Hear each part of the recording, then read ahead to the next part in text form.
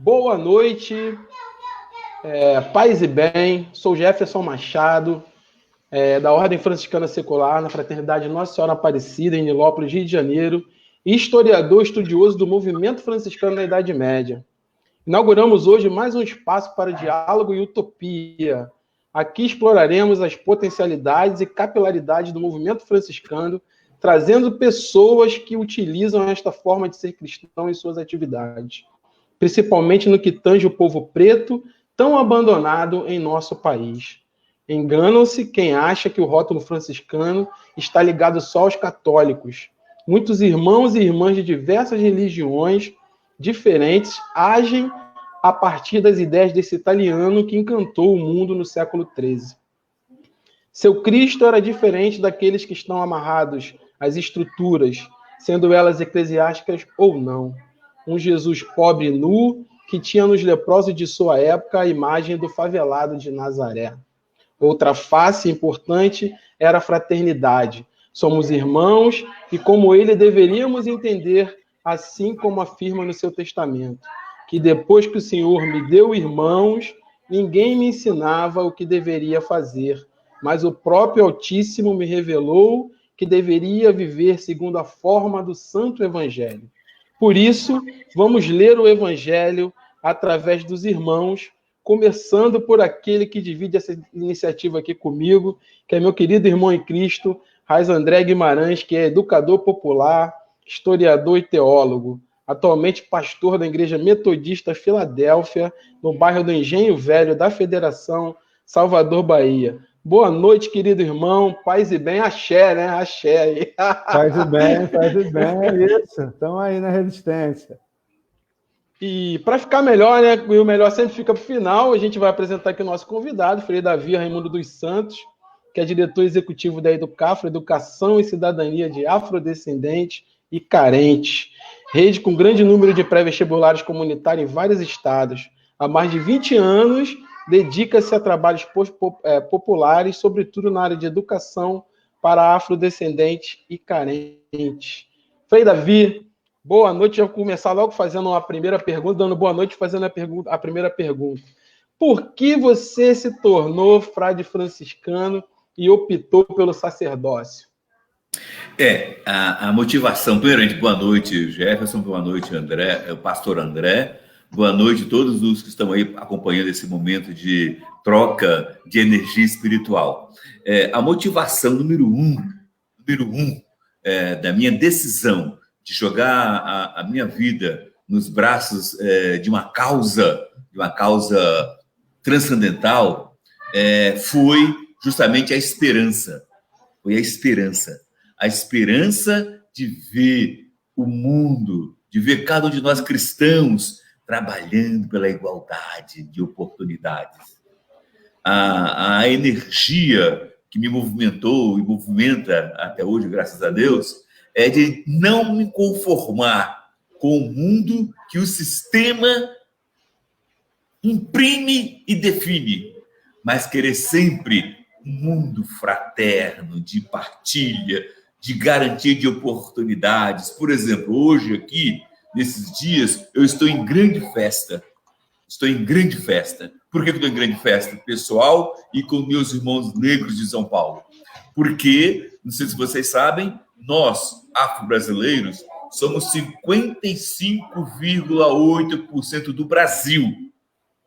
E no mundo da informática, na tecnologia da informação, pergunto a vocês, na opinião de vocês, nós somos quantos afro-brasileiros que atuam no mundo da tecnologia da informação como desenvolvedor, como programador? Somos quantos por cento? Chuta aí, pode chutar. 5%. Você é contra nós por quê? 30%, pronto.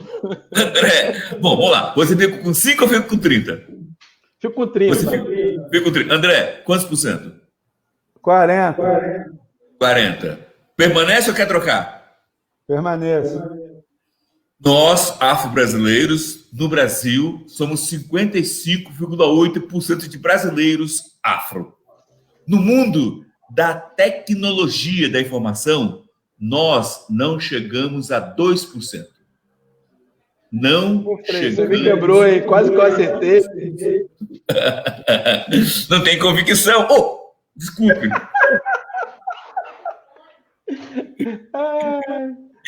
Então, gente, estamos rindo, mas a coisa é gravíssima. É inaceitável. O novo, tecnologia é o novo. O novo vem carregado do velho, que é exclusão, discriminação, falta de oportunidade. E aí, por que eu falei que estamos em festa? Porque nós criamos aqui em São Paulo, para o Brasil inteiro, é online. Então, vocês todos aí do Rio de Janeiro, da Bahia, vocês todos, seus fiéis, todos eles podem entrar e fazer. Criamos a Educafrutec. O que é isso? É um curso de tecnologia online. E um detalhe, são vários pequenos cursos de 10 horas. Quem faz um curso de 10 horas e tira nota acima de 5, quem faz um curso de 10 horas e tira nota acima de 5, recebe, após as 10 horas, R$100 de prêmio para qualquer um de qualquer lugar do Brasil. Então, gente, motive o pessoal que está aí desempregado por causa do coronavírus, motive todo mundo entrar no site da Educafro e se inscrever no curso da Educafrutec. Bom, a alegria é essa, mas tem outra também. Uma empresa pediu à Educafro para indicar alunos da Educafrutec para fazer processo de seleção. Indicamos 15 alunos. Desses 15, indicamos 14. Desses 14, 7 foram aprovados. E olha só, com apenas 3 meses de curso, eles foram contratados, somando todos os benefícios, dá em torno de R$5.500 por mês.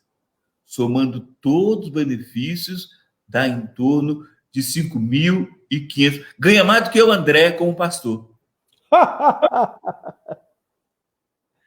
E um detalhe, quem contratou, teve consciência que esse povo Educafro teve 3 meses de formação. Então, no contrato, eles vão trabalhar e vão estudar no horário do trabalho, para continuar se aperfeiçoando.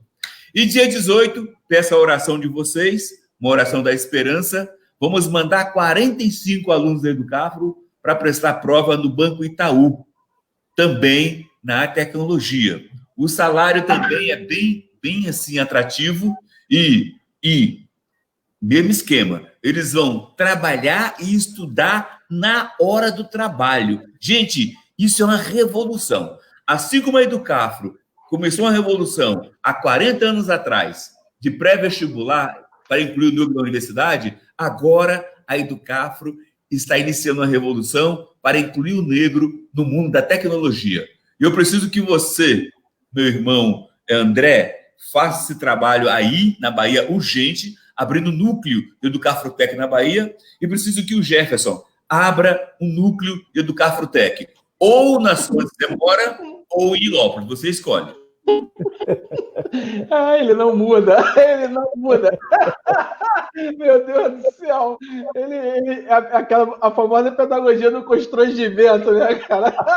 Joga o nosso peito. É mole, não. Vamos conversar depois, Frei. Frei, desde que eu te conheço, né? A gente era um pouquinho mais jovem, tinha menos cabelo branco. Você está nessa luta, e assim, pelo que eu vejo, isso é uma missão que para você é fundamental. Você tomou uma consciência que poucos negros têm, na verdade, a consciência que você tem, porque se deixa levar por várias coisas que não levam a nada mesmo. E você está sempre com esse caminho positivo, criando brechas, rompendo os muros. Né? E aí, como a gente enviou algumas perguntas para você, e a gente falando sobre isso, e eu olhando você, e assim, tranquilamente, por tudo que eu já li, eu vejo você como um grande franciscano, assim, mas não é um grande de você ser um cara que é melhor do que ninguém, não, mas você segue na risca essa espiritualidade, mas de uma forma prática, que eu vejo em Francisco, né? Eu vejo essa coisa de tá todo o tempo pensando no outro, né? Pensando naquele que vem depois. E isso que é uma coisa maior que está dentro de você. Eu nunca te falei isso, eu estou aproveitando essa chance aqui. É o amor que você tem pelas pessoas e às vezes elas nem entendem. Isso é uma prova de amor muito grande. Assim, para gente que te conhece, que já viu você passando mal e trabalhando, né? Eu fui em reuniões, você passando mal e trabalhando ali. A gente sabe que esse teu trabalho é fundamental, né? Obrigado. É fundamental, Frei. Assim, queria eu poder ter esse desprendimento que você tem. E eu digo que sou franciscano para todo mundo, mas eu fico com vergonha quando estou na tua frente, na verdade, porque eu vejo que você consegue demonstrar para as pessoas o que é esse amor de Cristo. Vamos fazer o seguinte. Vamos fazer o seguinte, então. Para poder. Eu vou então. Ele vai jogar no meu peito de novo, ó. É uma tarefa pequena que eu ia fazer e não vou fazer mais. Eu ia fazer. Vou partilhar com você, para você poder dizer, eu sou franciscano um pouco mais ativo. Posso fazer isso? Depende, Frei. Depende se eu já te conheço. Depende da sua proposta. Numa dessa aí, eu entrei no tal de Perfeita Alegria, lá em Nilópolis, no pré-vestibulinho, que a gente abriu uma casa que eu fiquei doido. Numa dessa, tô aí. Pois é. André, pastor André e Jefferson, olha só. Não sei se vocês sabem, mas hoje o instrumento que mais dá dinheiro no Brasil, chama-se ser dono de um cartório. Sabia disso, vocês? Não. É o que mais dá dinheiro. No Brasil, ser dono de cartório era tipo capitania hereditária. Isso. Era tipo capitania hereditária. Houve umas lutas aí e tomaram isso das famílias e transformaram isso em serviço público. Nós, Educafro, percebendo, ora, se é serviço público, e se existe cota de 20% para negro no serviço público, então nós vamos entrar na justiça exigindo que 20% dos cartórios sejam de negras e negros. Entramos no Conselho Nacional de Justiça. O presidente é o Dias Toffoli, do Conselho Nacional de Justiça. Em 17 de dezembro, fomos lá para o Conselho, em Brasília, com um grupo de pessoas para pressionar, porque era a primeira votação. E, para nossa alegria, ganhamos o primeiro voto. Em seguida, pediram vistas. Um dos conselheiros pediu vista. Mas onde eu quero chegar? Gente, já rodei o Brasil inteiro. Não encontrei até hoje o único cidadão negro que está se preparando para prestar concurso público para ser dono de cartório. Então, daqui a alguns dias, vamos ter essa vitória.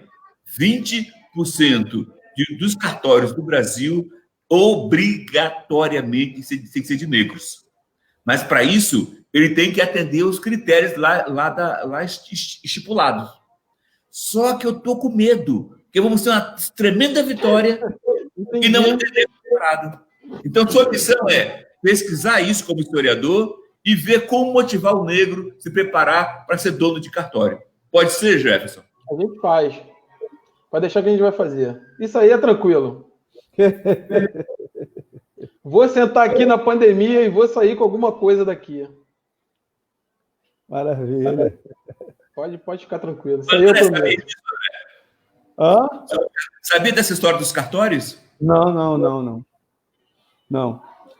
Eu sei que assim, é algo que move bastante dinheiro e é algo que assim, vê que o nosso povo preto, nem para trabalhar, muito mal trabalha na parte da limpeza e tal, mas são poucos os pretos que trabalham à frente, né, ou estando ali trabalhando no cartório. Aqui na Bahia mesmo, né, em Salvador, aqui no bairro aqui próximo ao Shopping Salvador, tem uns cartórios ali Na Bahia, você não vê pessoas retintas trabalhando. No Rio de Janeiro também não tem.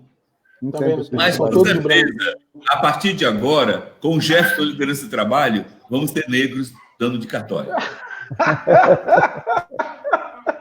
Ai, Frei Davi, tu não muda. Frei, assim, a gente organizou um roteirinho, né, com algumas perguntas, até para o povo que estiver participando, o povo que está acompanhando, o povo ter uma dimensão, o povo conhecer um pouco mais, um pouco da história do Frei Davi e essa espiritualidade que move o Frei Davi. Né? Eu tive a oportunidade de conhecer, desde as reuniões lá de Nilópolis, em Aparecida, de estar junto ali no Quilombo, de estar vendo ali todo momento, uma oportunidade de bolsa de estudo. O senhor colocava o hábito, colocava o hábito a serviço do povo. Eu sempre falo isso, que os religiosos de hoje precisam despertar para isso, entender que eles devem colocar a sua vocação a serviço do povo, e assim como Moisés teve a oportunidade de negociar a libertação do povo, todos os religiosos têm essa vocação e precisam exercer isso também. Então, Frei, o objetivo é a gente trocar essa ideia e as pessoas terem acesso à sua história, terem acesso um pouco dessa espiritualidade que te motiva. E aí, obviamente, essa espiritualidade cruzando com a sua identidade racial, a sua identidade como afrodescendente, como preto. Aí a pergunta é, Frei, o senhor sempre se percebeu como negro? A sua família se percebia como negro? Como era ser jovem no Espírito Santo? O que na sua época, né? Como é que foi ser jovem negro no Espírito Santo e, obviamente, perceber todas as contradições raciais existentes? Veja só, um pouco da minha trajetória de negritude é muito parecida com a trajetória de quase todos os afro-brasileiros. Meu pai negão, minha mãe branca, e nascemos e fomos criados sempre como se fôssemos brancos queimados do sol. Frequentava uma prainha, morava perto de praia. Então, para nós, para mim, a cor da pele era queimada do sol e o cabelo carapinhado era fruto da água salgada do mar. Pronto, estava resolvido. Eu era um branco que todo mundo queria ficar moreno, todo mundo ia para a praia, então eu estava na moda já, antes de qualquer coisa. Bom, até quando sofri alguns racismos. E ali eu percebi, então, o quanto eu estava equivocado na minha percepção, e então eu refiz a minha existência. Ressignifiquei o meu existir, a partir dos racismos que sofri. De modo que, em uma certa altura da minha caminhada no seminário, eu falei para meu superior, só aceito ser frade franciscano se for para me dedicar minha vida pela libertação do povo negro, pela verdadeira libertação do povo negro. Aí meu superior falou assim, tudo bem, se você só aceita por isso, é a sua vontade que define, então faz sua mala e vai embora. Porque aqui, ser franciscano não é fazer sua vontade, é você fazer o que Deus quer. Mas meu superior, para mim está claro que Deus quer isso de mim. Mas nós não queremos de você, sua missão é outra. Bom, então, irmão, eu confesso ao senhor que eu prefiro mais respeitar a Deus do que ao senhor superior franciscano. Aí eu sofri um pouquinho, né? Aí daí para frente foi só confusão na minha vida. Mas tudo bem. Uau! E como é que foi isso, Frei? Porque, assim, a gente acha, né? Existe uma ideia romântica de que você está no espaço cristão, onde as pessoas seguem a Cristo, e que, naturalmente, as agendas de promoção da justiça, a promoção da vida, é algo que seja natural. Mas eu consigo perceber, através da sua fala, Frei, que a agenda em defesa da vida do povo preto, a agenda em promoção da vida, sempre causa um certo tipo de mal-estar.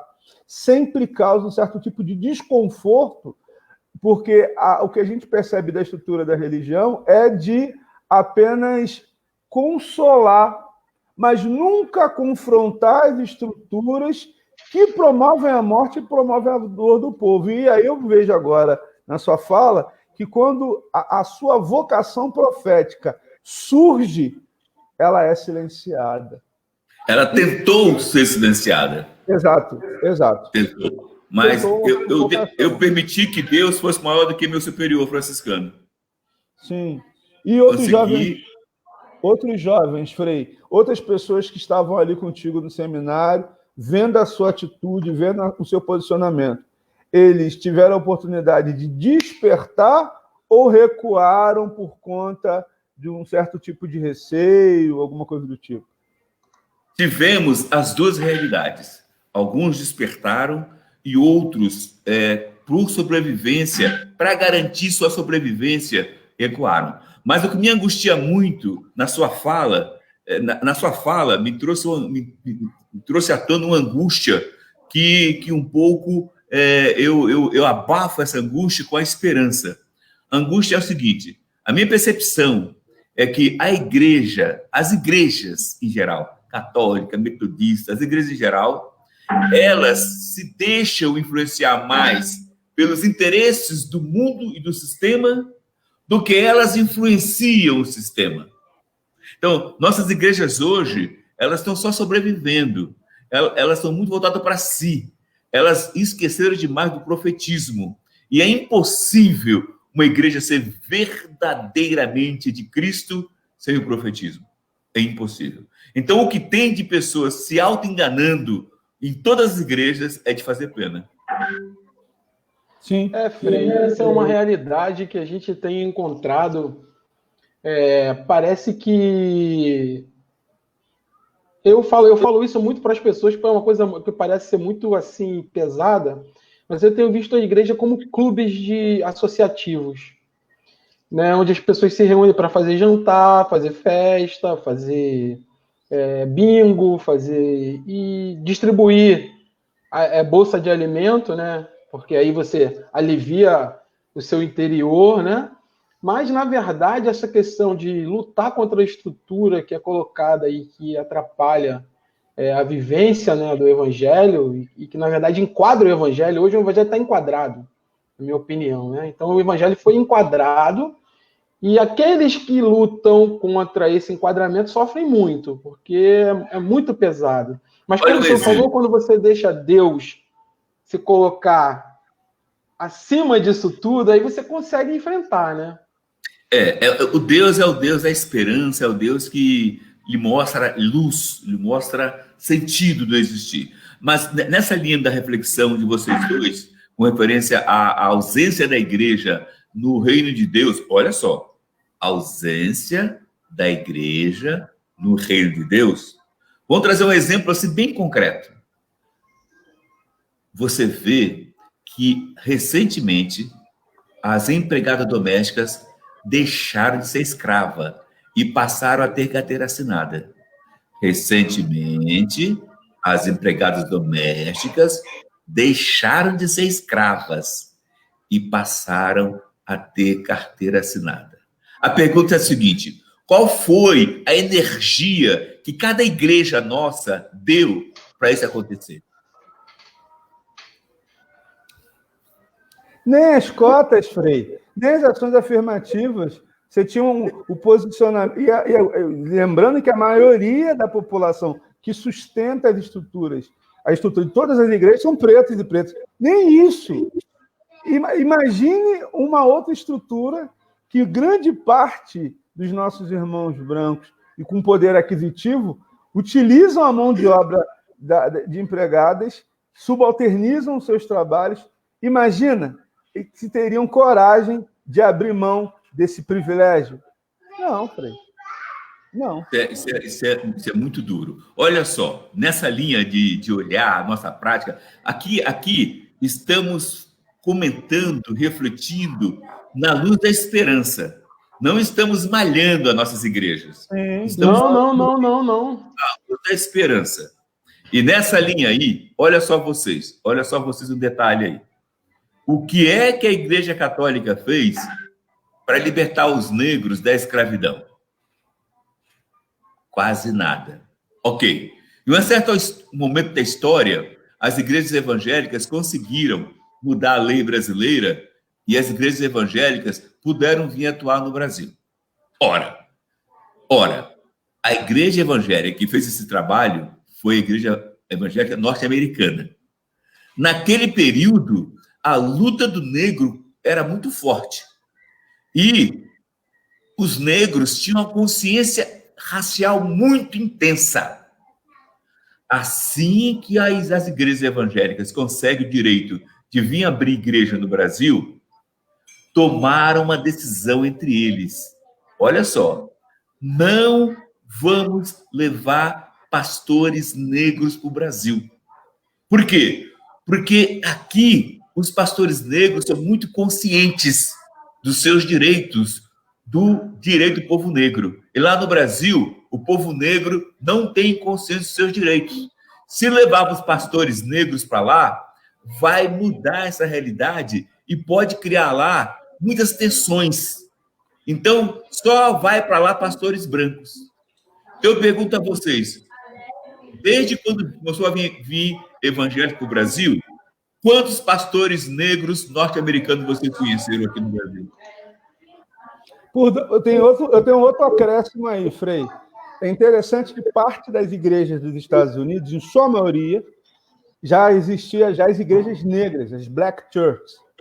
Então, essas Black Churches elas estavam no contraponto e estavam denunciando a participação das igrejas na promoção de práticas escravistas no Sul, segregacionistas no Sul, e denunciando o silêncio delas em relação à população negra. Aí a gente vai ter essas missões que vão vir para o Brasil, em sua maioria organizadas e dirigidas para famílias brancas, famílias com poder aquisitivo, e depois a gente começa a ter uma interiorização das igrejas evangélicas e que vão alcançar a população preta. Até aí, beleza. Mas a parte mais crítica, mais sofrida, é que parte dessa igreja que surge, ela não tem uma percepção e não compreende a existência do pecado do racismo como estruturante das relações sociais no Brasil e, o pior, impedem qualquer tipo de reflexão nesse sentido. Um exemplo bobo e básico. Até hoje, pastores batistas não tiveram acesso à literatura do pastor Martin Luther King nos seus seminários. Até hoje, não tem. Se o senhor perguntar hoje quais faculdades de teologia evangélica trabalham James Cone, teologia negra, lá da década de 80, chega no Brasil, livro, mas desde a década de 60 nos Estados Unidos. Poucas pessoas ainda conhecem essa teologia. Por quê? Porque se utilizou do discurso evangélico, religioso, para amenizar o processo de consciência racial e obviamente, né, assim, de forma bem óbvia, de silenciar a consciência. Imagine se as igrejas de periferia, as igrejas da Assembleia de Deus, que são majoritariamente de periferia, imaginem se elas tivessem acesso à teologia negra. Imaginem se aquele pastor negro tivesse acesso e descobrisse uma teologia sistemática que aponta Jesus Cristo como homem negro e logo de assumir a causa do povo negro. Seria uma revolução, Frei. Seria uma revolução. E aí, diante disso, a gente percebe o quê? A organização das estruturas eclesiásticas, em sua maioria, articuladas com o pecado do racismo. Você vai ter uma igreja advertente europeia que vai tratar, durante todo o período colonial, e boa parte da República, o negro também colocado de lado dentro do processo civilizatório, dentro do processo humano, e você vai ter uma igreja protestante que vai chegar aqui no Brasil já querendo também se adequar ao status quo, né? Essa ideia de que eu vou, para não criar problema, não posso ser subversivo, não posso ser problemático, eu vou criar uma igreja que vai se adequar ao status quo e que vai conseguir suas vitórias, e a vitória, e isso é uma coisa que é muito interessante, a vitória da igreja não está na cabeça dessas pessoas, nessa conquista das almas e nesse levar elas para uma nova realidade de amor comunitário.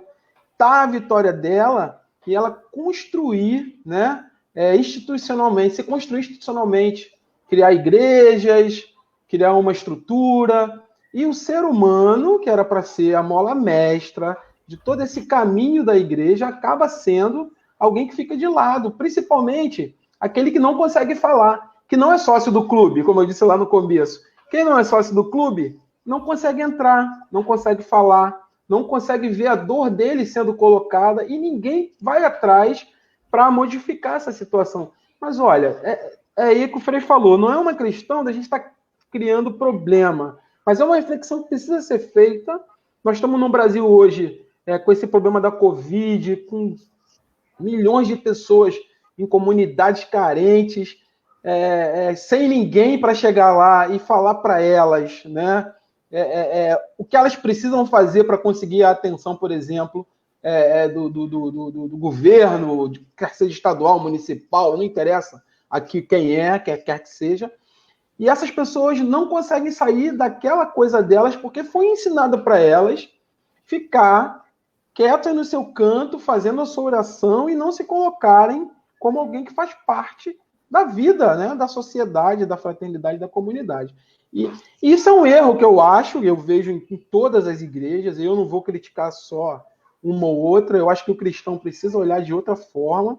A gente não precisa ser subversivo, como as pessoas falam, né? Mas a gente precisa ser fraterno, né, colaborativo, e ter esse amor que Jesus mostra todo o tempo aí na Bíblia, no Evangelho, todo o tempo Jesus falando, mostrando que ele não está preocupado se o cara é preto, amarelo, azul, ele está preocupado em trazer aquele cara para a roda, né? Ele tem que fazer parte daquela roda. Nessa linha, duas palavras podem ajudar nós na reflexão. A gente precisa investir numa igreja intuição e deixar mais um pouquinho de lado a igreja instituição. Precisamos investir mais na igreja intuição, que foi a igreja de Jesus Cristo, foi a ação de Jesus Cristo, foi a igreja de Francisco, foi a ação de Francisco. Igreja intuição, e não tanto igreja instituição. Isso lembra muito aquele livro, né?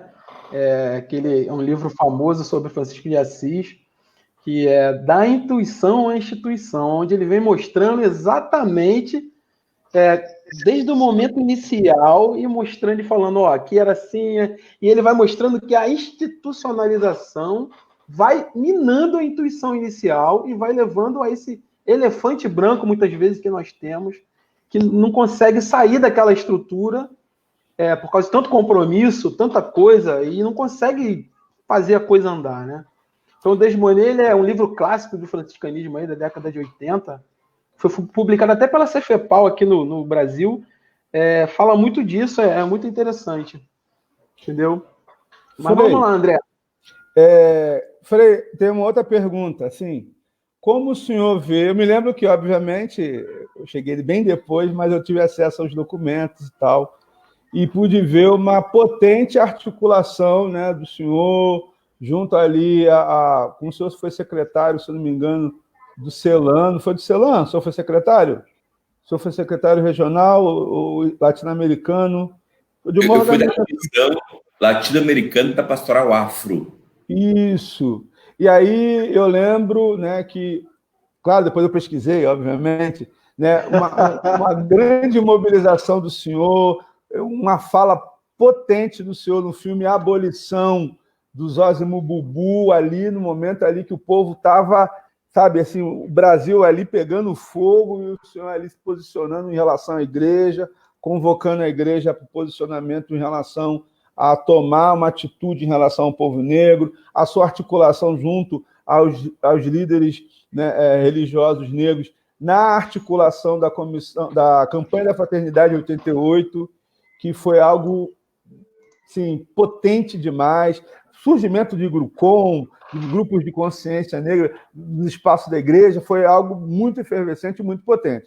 Como o senhor vê, né, como o senhor vê a participação, né, dos religiosos negros, né? Ou seja, como o senhor vê a potência dos religiosos negros nessa luta de combate ao pecado do racismo? Como é que o senhor vê a participação? O senhor acha importante? Tem que se reorganizar? Enfim, como é que o senhor acha disso tudo? Nós tivemos momentos muito ricos, onde religiosos, seminaristas e padres negros se organizavam a partir da esperança do profetismo. Religiosos, seminaristas e padres negros. Em um segundo momento, me reuni em vários encontros de pastores e evangélicos negros, também construindo a esperança do profetismo. No entanto, esta onda de movimento de direita nas igrejas e na sociedade praticamente varreu tudo. Hoje, eu encontro vários religiosos negros, vários padres, vários seminaristas, e percebo que eles fogem do tema do negro como o diabo foge da cruz. Exato. Eu tenho pena. Eles são vítimas de uma estrutura cruel.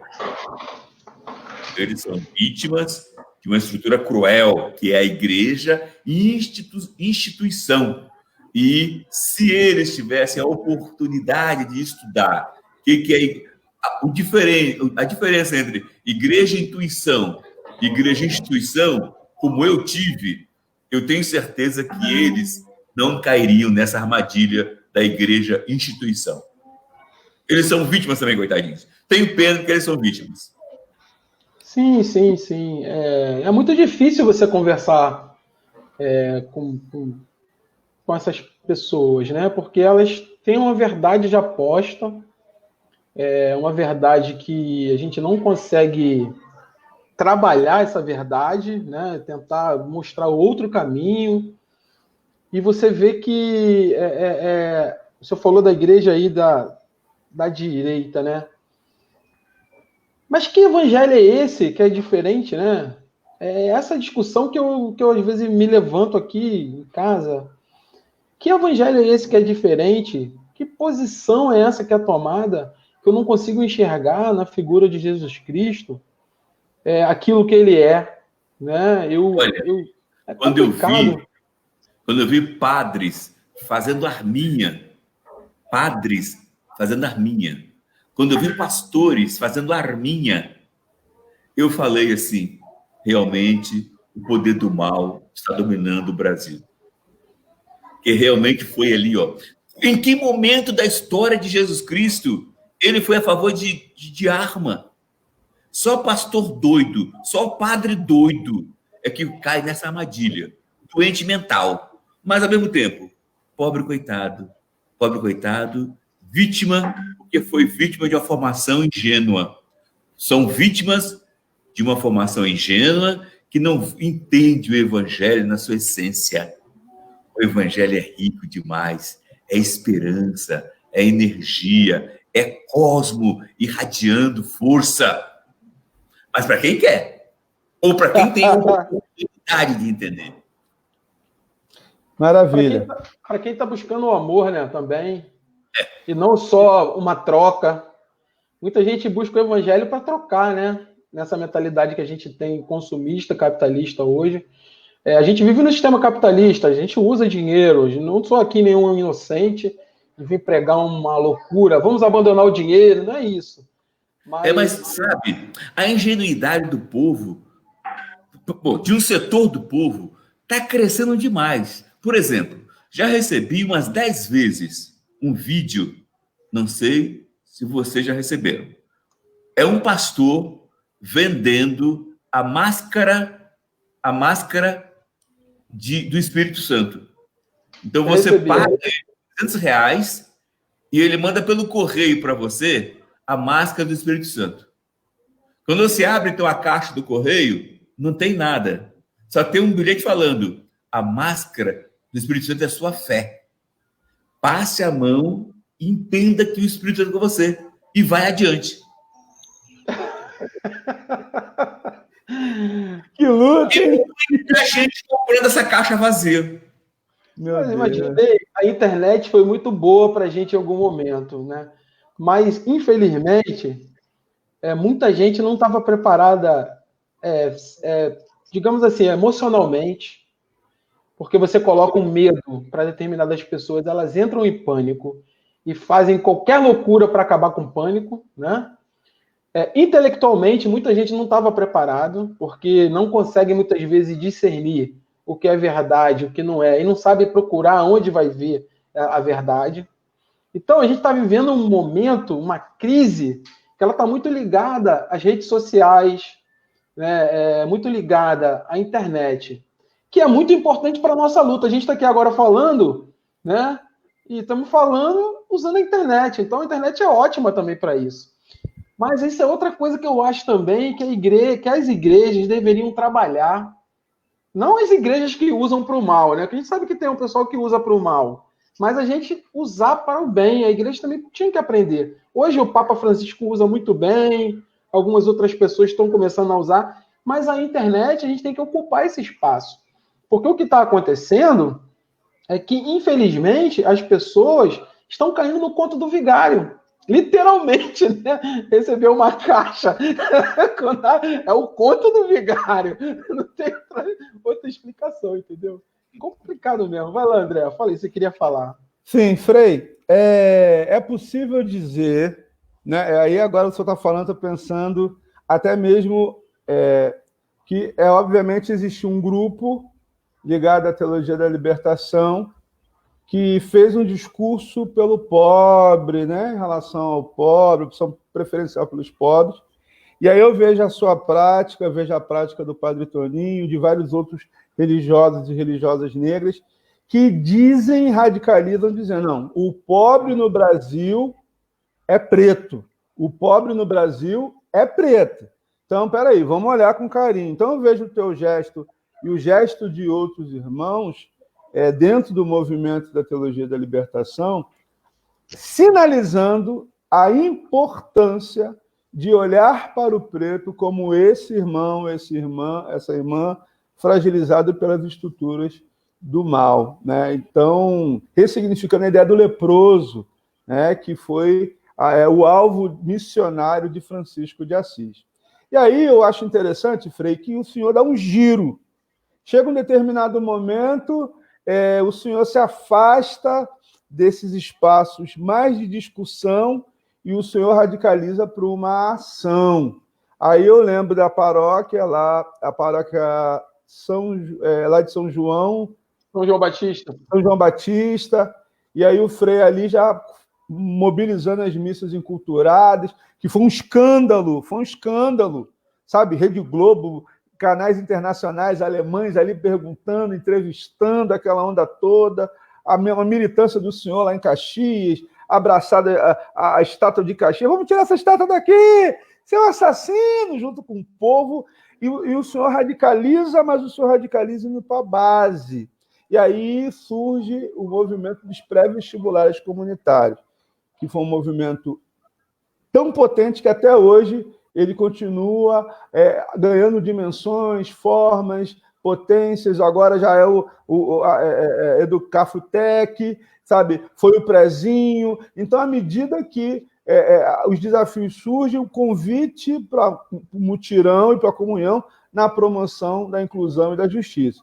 Frei, é correto dizer que os movimentos de pré-vestibulares comunitários que tiveram base ali na Baixada Fluminense, ali no Salão Quilombo, né? Ali naquelas reuniões lotadas, um ventiladorzinho só para dar conta para todo mundo, e aí eu falei, gente, calma, o pessoal ali abafado, com o jornal balançando, o rosto para pegar um ventinho. É correto dizer, Frei, que o movimento dos pré-vestibulares comunitários foi o primeiro movimento radicalmente cristão, franciscano e ecumênico? Veja só, eu entendo que o movimento de Zumbi dos Palmares, organizando o Quilombo dos Palmares, foi um movimento cristão, franciscano e ecumênico. Por quê? Porque quando os holandeses destruíram Palmares, e eles então levavam historiadores com eles. Não sei se era o Jefferson, mas levavam historiadores com eles. Não dá para ser holandês, não, Frei. E aí, um dos relatos desses historiadores fala o seguinte: assim que entramos na sede do Quilombo dos Palmares, encontramos um grande espaço, onde era o espaço sagrado. E lá encontramos a imagem de São Francisco, a imagem de Nossa Senhora, a imagem de São Benedito, a imagem de Jesus Cristo, envolto de elementos culturais e místicos africanos, búzios, etc. E aí, para mim, ali foi uma profunda incorporação da fé em Jesus Cristo, sem perder os valores do povo africano, que seria o mesmo movimento junto aos indígenas, sem perder os valores indígenas, que seria o mesmo movimento junto aos japoneses, sem perder os valores culturais japoneses. Então, nós podemos dizer que tem vários momentos da história em que a gente pode apontar ali como momento forte da plenitude da proposta da esperança que brilha a partir de Jesus Cristo, imbuído por Francisco de Assis e com mais pitadas de cada um de nós, como a pitada da irmã Dulce aí na Bahia. Frei, o espírito sopra onde quer, né?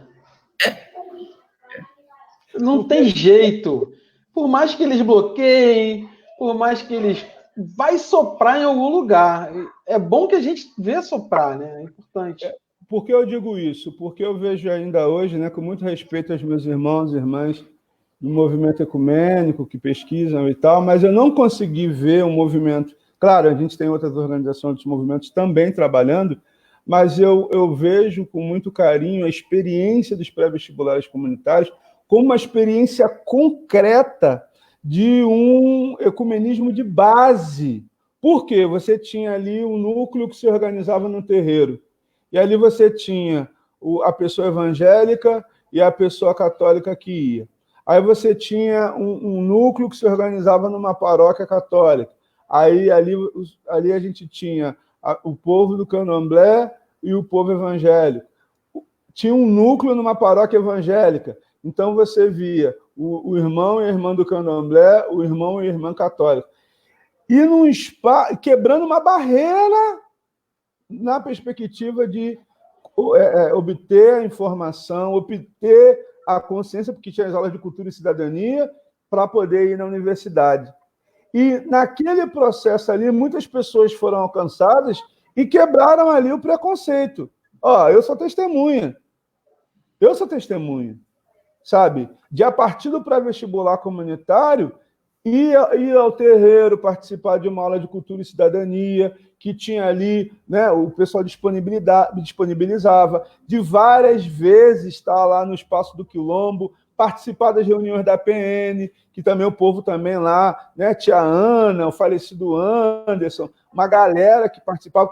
Nunca fui rejeitado, sabiam que eu era evangélico, me abraçavam e tal, sabe? Então, eu vejo que é algo potente que trabalhou e transformou o coração de muita gente, sabe? E assim, hoje existem pessoas que ainda nesse cenário tão bizarro, absurdo, o fruto daquele trabalho, Frei, floresceu e floresce de pessoas que resistem.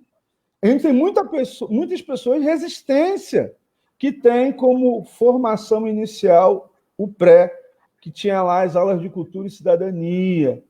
Então, assim, eu acho que aí um desafio, né, aos nossos irmãos e irmãs que pesquisam também, vamos refletir sobre isso, gente. Vamos pensar sobre isso, sabe? Porque é algo concreto, algo que tem frutos, que não foi só no verborrágico, mas que teve uma ação concreta, transformou vidas. Se hoje eu tenho condições, né, de estar conversando, trocando uma ideia aqui, de ter feito história, sabe, de ter sido fruto de luta, da isenção, que ia para lá, Frei Davi botava o hábito, ia junto com o Cleto, lá correr atrás de isenção, sabe? Se hoje nós temos uma revolução e pretas estão hoje na universidade, graças a esse movimento de caráter popular, ecumênico, e a partir da experiência de Cristo e na radicalidade também de Francisco, trouxe algo concreto para o povo. Então, Frei, esse é o meu olhar em relação ao movimento para vestibulares comunitários, porque causou uma grande revolução, sabe? E ressignificou a fé. Eu sou exemplo disso. A minha fé foi ressignificada no pré-vestibular comunitário. Verdade, verdade. Ainda ontem, participei de uma live e estava compondo a live a presidente de uma seccional da OAB. E aí ela falou, pois é, o Frei Davi, não lembro de mim, mas quero falar para o Frei Davi que eu agradeço a Educafro por eu ter feito a advocacia.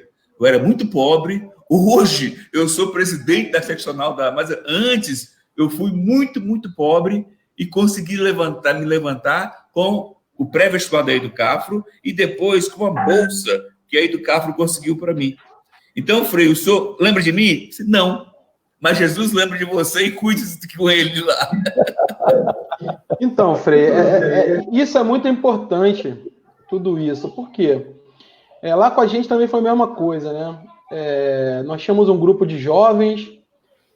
A gente não esquece dessa história nunca. Essa sua brincadeira, você fez um encontro com a gente. Não sei se você lembra, devia ter umas 10 pessoas no salão e você falou assim, a gente fez um debate sobre o que seria o jovem nos anos 2000. Isso era no ano de 1998, 99, por ali. E aí você chegou para a gente e falou assim, poxa, tem aí uma oportunidade de ter uma escola técnica aqui em Nilópolis que o pobre, o preto não entram. E por um movimento legal pré-vestibulinho. Eu vou te falar, Frei, que nós saímos dali, todo mundo, o João está escutando aí, o João deve estar assistindo, nós saímos dali todo mundo meio que sem saber, né, com aquela coisa assim, o que a gente vai fazer? E aí você foi na nossa primeira, nós conseguimos, através de você também, uma sala de aula lá no Beira Torres de Barbosa. Você foi no primeiro dia da aula, fez a aula inaugural. A partir dali, Frei, a nossa vida mudou. Né? A nossa vida mudou por quê? Não porque nós ganhamos nada com aquilo, mas porque a dimensão da fé na época dos jovens da Jufra, né? A gente era da Juventude Franciscana ainda, aquela dimensão fez a gente transformar o nosso pensamento em relação ao Evangelho e a gente construiu um trabalho. O André esteve lá depois, nós alugamos uma casa, fizemos o trabalho em inglês, fizemos muita coisa, cara, é uma coisa de louco. Pegamos uns jovens mais novos que estavam chegando, hoje eles são nossos amigos, irmãos de fraternidade OFS, nós estamos juntos, e fizemos um trabalho. Infelizmente, com o tempo, a gente não conseguiu continuar, mas a gente transformou a vida de muita gente que hoje está por aí. E juntamos o que o André falou, que é muito importante. Nós fazíamos uma reunião de trabalho onde você tinha o cara do candomblé, o cara espírita, o pessoal da Assembleia de Deus, pessoal, sabe? E isso é uma vivência que eu acho que a gente tem o desejo que todo cristão tenha, porque é uma coisa tão maravilhosa, é uma coisa tão diferente, que esse discurso que começa a botar o outro fora da roda, quando a gente escuta, a gente fica muito triste, porque a gente sabe o que é estar no meio de pessoas que são diferentes que nós, mas são iguais.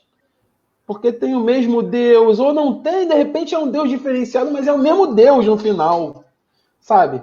É uma divindade que está ali, e isso pra gente mudou muito a nossa vida, entendeu?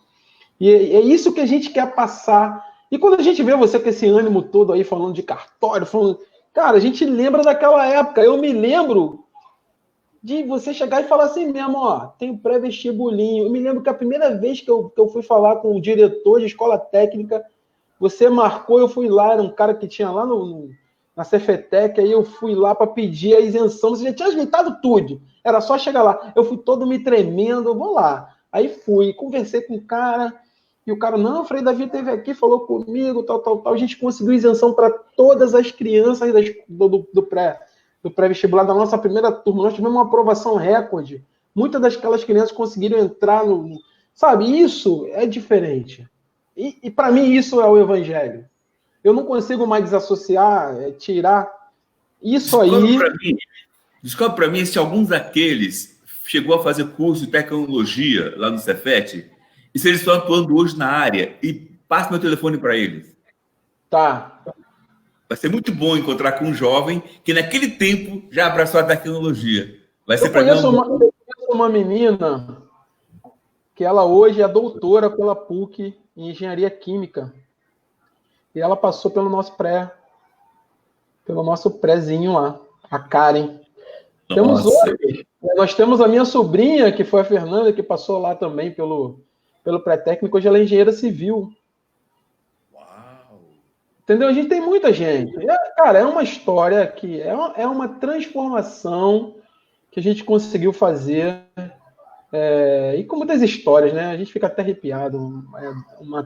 Assim, muitas crianças muito pobres, muitas famílias desestruturadas, que a gente fazia reunião com os pais, porque o pré-técnico ele tinha essa coisa diferente.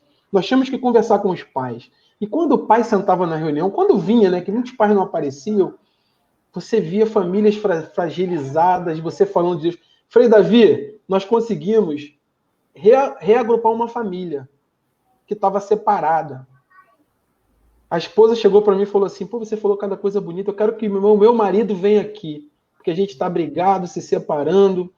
O cara foi lá, aí eu dei a mesma palestra que eu tinha dado um dia antes, no sábado antes, e o casal casou no casamento comunitário da Igreja Nossa Senhora Aparecida, que não tinha casado ainda.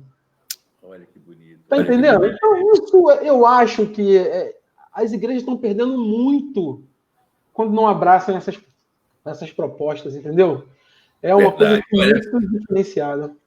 Olha só, hoje a conversa foi muito ligada também ao ecumenismo. E o nosso Papa Francisco fez um apelo para que no dia de hoje, dia 14 de maio, cristãos se reunissem e rezassem para que o ser humano procurasse ser mais humano, mais fraterno, e que investisse toda a sua riqueza no combate à pandemia e na assistência aos doentes, na assistência aos pobres. Então, vamos tocar nossa mão na tela aí e vamos pedir para quem está nos assistindo. Quem eu achar aqui. Três dedinhos. Aqui, ó. Pronto. Sim. Quem está nos assistindo, então, também faça um gesto aí de tocar a mão e vamos rezar juntos, em sintonia com o Papa Francisco, o Pai Nosso, o ecumênico. Vamos lá. Pai nosso, que está no céu, santificado seja o vosso nome. Venha a nós o vosso reino. Seja feita a vossa vontade, assim na terra como no céu. O pão nosso de cada dia, hoje, perdoai as nossas ofensas, assim como nós perdoamos a quem nos tem ofendido. E não nos deixeis cair em tentação, mas livrai-nos do mal, porque vosso é o reino, o poder e a glória para sempre. Amém. Amém. Valeu, Frei. Frei, Maravilha. rapidinho, ó, tem um monte de gente aqui mandando abraço, de Nilópolis, o Ivan, a Ana Soneghetti. Muita gente fez pergunta, a Josélia Leão, Cris Viana, Elaine Fazolo, Rosimar Glória, muito conhecida. Muita gente mandou pergunta e comentário, mas como o tempo nosso é curto, a gente não consegue fazer isso. Depois o senhor pode entrar, se tiver tempo, nessa live que está lá no Facebook e ver esses comentários e de repente mandar um abraço. Muita gente mandando um abraço para você. O André, tem uma galera aqui falando do André também. Uma galera aqui me encarnando, porque agora eu virei esse casamenteiro, né? Santo Antônio. Contei essa história e virei casamenteiro. Então, depois você dá uma olhada lá e eu quero assim agradecer, né? Deixar assim para você fazer o encerramento, as palavras finais, né? E dizer assim que para a gente foi uma grande honra estar aqui contigo, muita saudade. A gente faz tempo que não se encontra para bater um papo. Comentei com uma amiga outro dia que eu me lembro quando a gente sentava depois da missa das 18 horas na Igreja Aparecida. E aí eu vou cometer um pecado que o senhor olhava para a igreja e falava assim, nossa, o que Francisco ia fazer se visse uma igreja desse tamanho? Aí eu olhava e dizia assim, eu acho que ele ia quebrar o telhado. Entendeu? A gente conversava muito, era muito legal, né? Então, eu quero agradecer muito a tudo que você nos ensinou e deixar assim para você as últimas palavras aí, considerações ao povo. O André, se quiser falar alguma coisa também, para a gente encerrar, que já são 8h05, já passou de uma hora a nossa live. Então, Frei, eu quero agradecer a Deus pela sua vida, agradecer a Deus pelo seu ministério, pela sua postura pastoral comprometida com o povo. Por diversas vezes eu já vi o senhor passando mal, com estresse tremendo, né, angustiado, mas o senhor não abriu mão da sua tarefa. Então, que Deus te abençoe. Conte, a gente fica emocionado porque é uma história, né? É uma história de anos e... Enfim, que Deus te abençoe, Frei. Paz e Amém. Obrigado. E aí eu peço a vocês todos que estão vendo essa live que anote aí um telefone.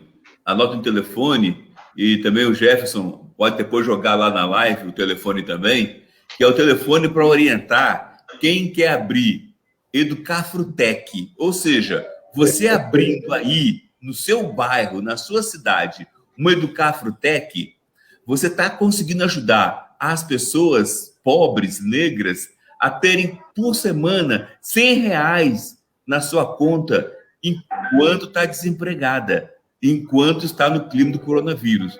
Ele ganha dinheiro para estudar e com grande chance de emprego em boas empresas, porque existe hoje no Brasil 240 mil vagas abertas em TI sem ter funcionário. Bem como quem quiser organizar um pré-vestibular online, preparatório para a universidade, agora é online, é super mais fácil, não precisa de ter professor, pode ter professor para tirar dúvida, mas todas as aulas estão prontinhas no ar. Então, hoje, abrir pré-vestibular, André, na sua igreja, demais igrejas de Bahia, abrir pré-vestibular, Jefferson, nas suas andanças aí de militância cristã, tornou-se 500 vezes mais fácil. Porque é só você abrir, dar o nome e receber a senha para cada aluno poder estudar. E você fazer reunião online com os alunos, motivando o estudo. É super fácil. E também é grátis. É grátis. Então, vamos lá. Quem quiser abrir um pré-vestibular Educaf online, ou quem quiser abrir um Educafrutec, basta telefonar para código 11, telefone 961 73 68 69. Repete aí, Jefferson. 11 9617 36869. É isso? Isso. Vou repetir mais uma vez. Código 11, telefone 961 73 68 69. E aí você tem orientação, vai ter todas as dicas. Você poderá abrir no Brasil inteiro pré-vestibulares comunitários, que é facílimo de gestar, é uma gestão muito boa, agradável e confortável, te dá autoestima, vai você se sentir mais útil ao reino de Deus. E mais ainda, abrir o núcleo e Educar Frutec também é tudo fácil, porque os professores dão aulas centralizadas e o aluno, então, de qualquer lugar do Brasil pode fazer a aula e, por semana, a cada 10 horas de estudo, ele pode ganhar R$100 se ele passar na provinha daquelas 10 horas de estudo. Caramba, um abraço. Um abraço a vocês todos aí que nos assistiram. Gostaria de agradecer, dizer que a gente vai voltar com outras lives aí. Eu e o André estamos fazendo essa dobradinha aí para trazer um pessoal aí diferenciado para falar muito nessa ideia da transformação social através do cristianismo e do franciscanismo. Então eu quero agradecer a todos vocês, desejar paz e bem, uma boa noite, e a nossa live se encerra aqui. Fala alguma coisa, André? Só que no outro dia eu vou sequestrar o Frei lá para o Instagram. Pronto. Isso aí. Como tá provocando, eu vou levar o velho Frei lá também. Maravilha. Isso aí. A todos paz e bem. Boa noite, Frei. Paz e bem. Valeu, Frei. Tchau, tchau.